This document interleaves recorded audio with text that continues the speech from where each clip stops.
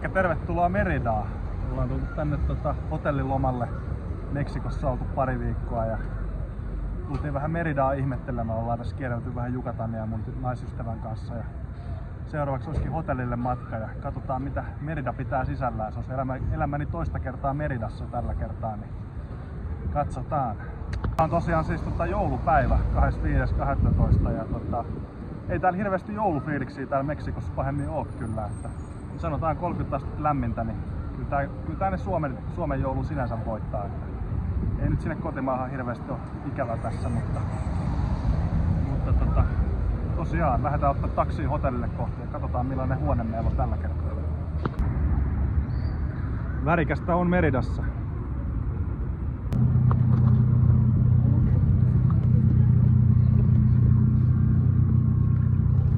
Buenas noches. No niin, ja hotellille saavuttu, eli käydään ottaa selvää millainen hotelli on. Niin, ja itse asiaan katsotaan mitä tää huone pitää sisällään, kun saadaan vaan ovi auki, kun ei ole eurooppalaisena tottunut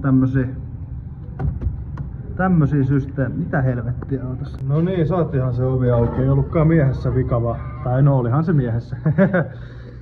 Otetaan valot päälle. Huonehan on ihan siisti.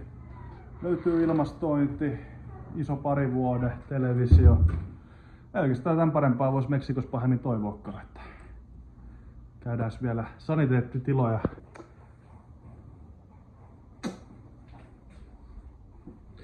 Tälleen nopeasti kierrettynä ihan kotosan oloinen luukku tällä kertaa.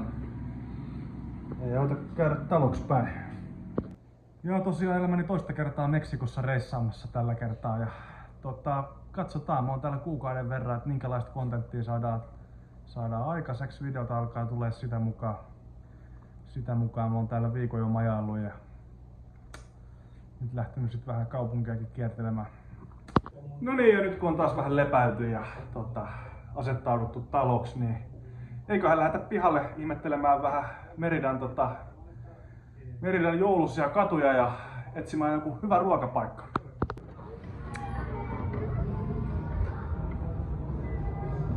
Ja niin se vaan on, että heti kun astut Meksikossa hotellista pihalle, niin saman tien muuttuu tunnelma eläväiseksi. Joo, eiköhän etsitä joku paikka tosta keskustasta käydä vähän syömässä. Tällä kertaa jotain muuta kuin takoja, niitä on tullut syötyä sen verran, että huomenna taas testataan takot sitten Meridan ihan paikallismarkkinoilla. Meridahan on tosiaan todella elegantti kaupunki ja mitä turvallisuuteen tulee, niin tämähän on varmasti yksi Meksikon turvallisempia paikkoja, voisin sanoa, että Yucatanin niemimaalla täällä ei pahemmin semmoista sen suurempaa vaaraa on havaittavissa, että totta kai kartellit pyörii ympäri Meksikoa ja ne tietysti jonkin verran, mutta enemmän se keskittyy tänne pohjoiseen päin ja Meridahan on valittu Pohjois-Amerikan turvallisimmaksi kaupungiksikin aikanaan jokunen vuosi takaperin. On täällä meininkiä, mä alan syttyä tälle paikalle. Lähdetään tuohon kattelemaan toi Meridan pääkatedraali vielä nopeasti, niin kun mennään syömään.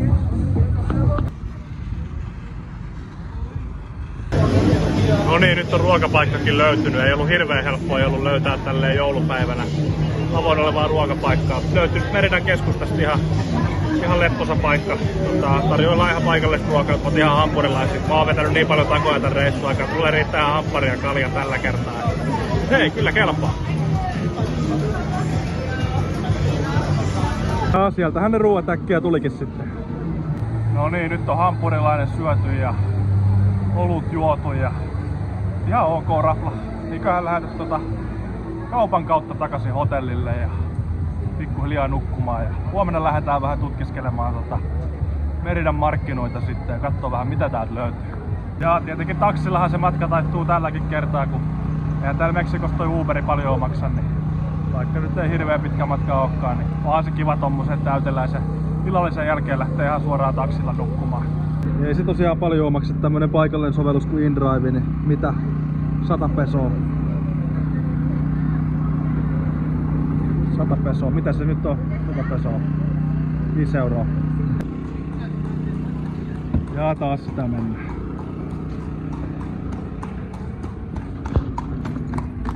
Buenas noches.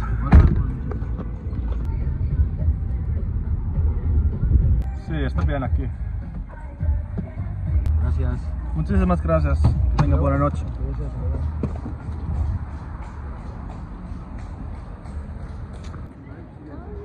Jos tällä kertaa nyt päästäis jo. No niin, onnistuuhan se jo pikkuhiljaa.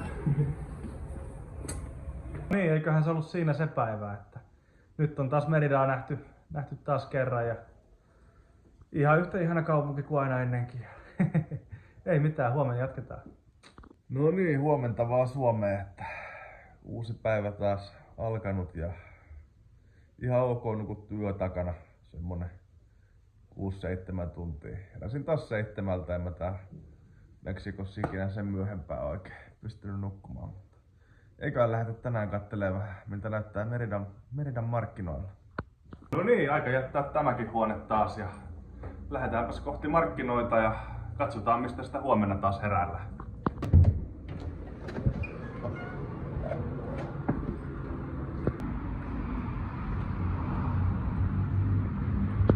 Ja ei muuta kuin taas taksia odottamaan kohti Meridan markkinoita ja keli on mitä mainioin taas. Ei voi sitten parempaa toivoa. Aurinko paistaa ja varmaan lukemat hipoo lähelle 30.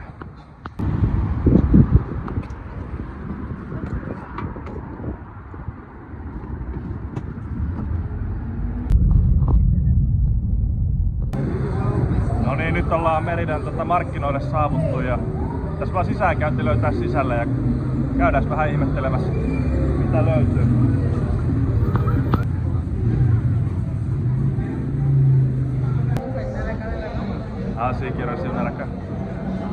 No joo, aika hiljaiselta näyttää, yllättävänkin hiljaiselta näyttää nämä markkinat tänään. Et olisikohan monet näistä putiikeista sit laitettu kiinni tälle jouluna, monet on vielä joulua viettämässä ja näin, mutta kyllä täällä kaikennäköistä löytyy ja katsotaan mistä löydettäisiin ensimmäiseksi vaikka aamupalaa. Ja siinä olisi takeria tarjolla, josta löytyykin ihan perinteinen Al Pastor, eiköhän sillä mennä tänään.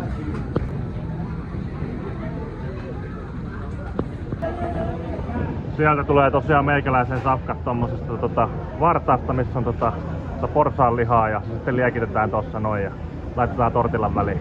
Ruokaa ei ole vielä näkynyt, mutta kastikkeet saatiin jo pöytään, mutta sanotaan näin, nyt on sen verran paskan näköiset kastikkeet, että tänään ei kyllä taida mennä ollenkaan. Ei lähdetä näillä tällä kertaa, jätetään ne ottamatta. Tässä on vissiin olisi jotain guacamole, creo que es guacamole o como se llama? Guacamole y eso. Tomate con chile. Tomate con chile. Eli ihan peruskastikkeita guacamole ja tomaattia chilillä, mutta ei tällä kertaa jatkoa. No niin, saatiin ruoka pöytään ja tämähän on ihan perinteinen meksikolainen taco Al Pastor. Ehkä perinteisin taco, mitä täältä oikein löytyy ja eiköhän laiteta testiin tästä näin. Otin tällä kertaa ihan juustolla tän ja on kyllä ihan jees. Ja ruokajuomana tietenkin mikäpä muukaan kuin Coca-Cola ja hassu fakta, että eniten Coca-Colaa maailmassahan juodaan just nimenomaan Meksikossa. No niin, nyt on takot syöty ja jatketaan vähän markkinakierrosta, että mitä löytyy. Takot ei ollut mitään ihmeempiä tällä kertaa, on nyt parempiakin takerioita tullut vastaan. Katsellaan vähän meininkiä.